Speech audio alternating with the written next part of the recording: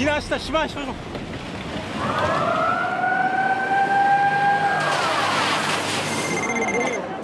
March 2011, the world watched in awe and horror as a colossal tsunami ravaged eastern Japan. The result of a 9.0 magnitude earthquake. Entire cities were washed away. Millions stranded without power or water. 15,000 died. It was an otherworldly event, thousands of miles away. Thank goodness, many of us thought. It couldn't happen here. But it could happen here. In fact, scientists say it's a question of when, not if, a devastating earthquake, followed by a huge tsunami, strikes the continental United States, right here in the Pacific Northwest. This would be like 5 or 6 Katrinas all at once, up and down from California to Canada would be the closest thing I can think of. It may sound like a Hollywood disaster movie. I see it! But it's not. This is the future for the region's 7 million people, says Chris Goldfinger, a paleoseismologist at Oregon State University. In fact, his research shows much of the region is overdue for a major quake. The last one was back in 1700, long before there were large cities right in harm's way. If it happens anytime soon, it would just devastate the area.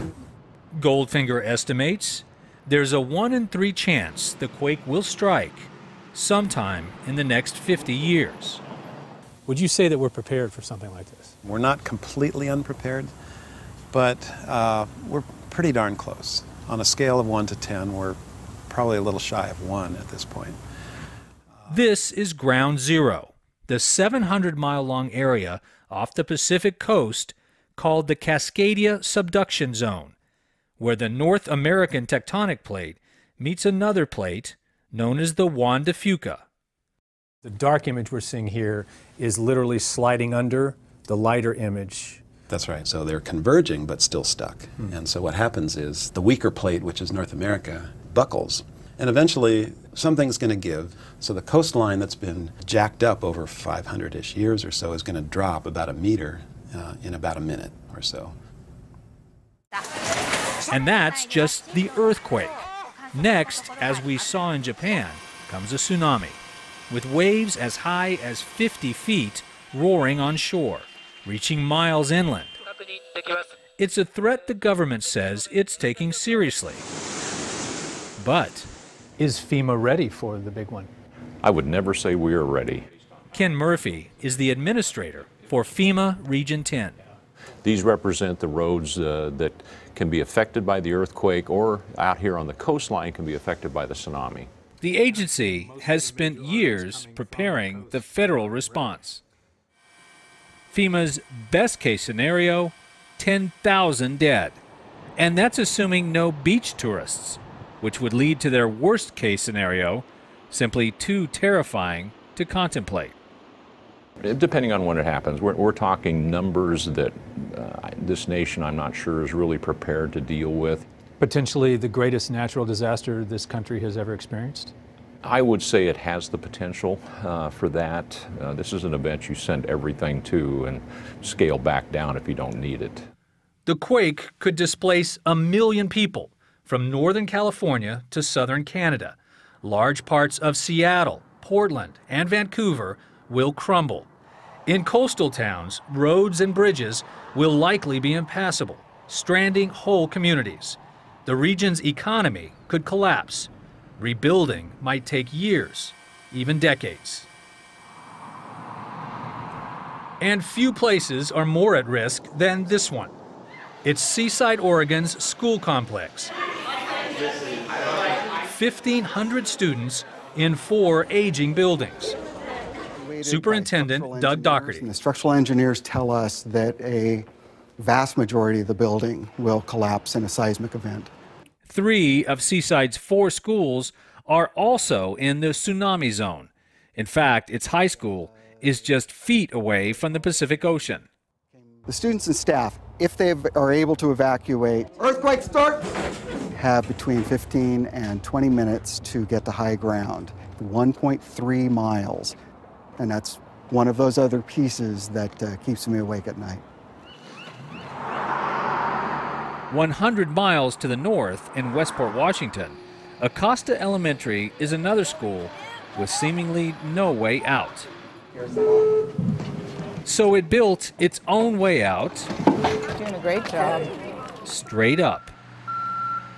A new school building, currently under construction, offers safe and high ground right on its roof. It's the country's first vertical evacuation structure, with walls 44 feet high and 14 inches thick.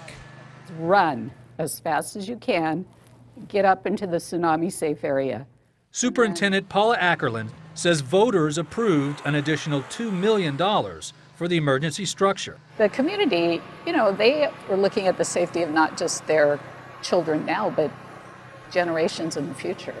This is not an affluent community, so it's a huge commitment. Other evacuation plans and seismic upgrades are taking place, but not nearly fast enough, say the experts. Back at Seaside, Oregon, 3 years ago, the school district did try moving all its students to a new campus.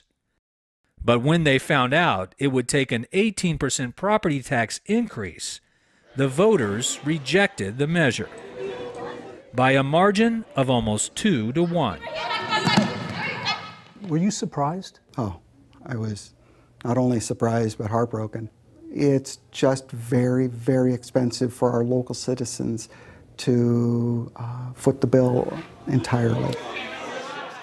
I hope people don't understand the implications of their decisions, because that would basically be writing off an entire school district student population.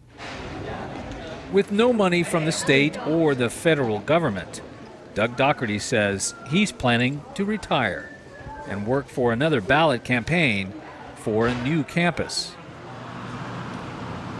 As for Oregon State's Chris Goldfinger, he continues to warn about a disaster that science says is just a matter of time.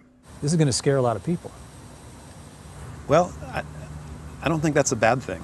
If you're really well prepared and the infrastructure is hardened, that can be the end of it. If you don't plan at all, it's going to be a catastrophe. And then there's just nothing you can do about that.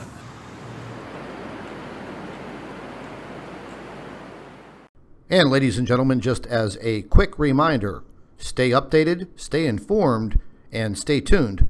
I'd also like to take this opportunity to introduce you to one of my affiliates, Food for Liberty. If you are interested in emergency prepping supplies, you can visit Food for Liberty by clicking on the link in the description box. Also, don't forget to subscribe to the Nibiru channel and Planet X News for all of your updates. And ladies and gentlemen, it's a great idea to share our videos with your friends and family members on Facebook and Twitter. If you'd like to support Planet X News, you can visit the PayPal link in the description box under the video, and visit our website at www.nibiruplanex2016.com. Thank you for watching.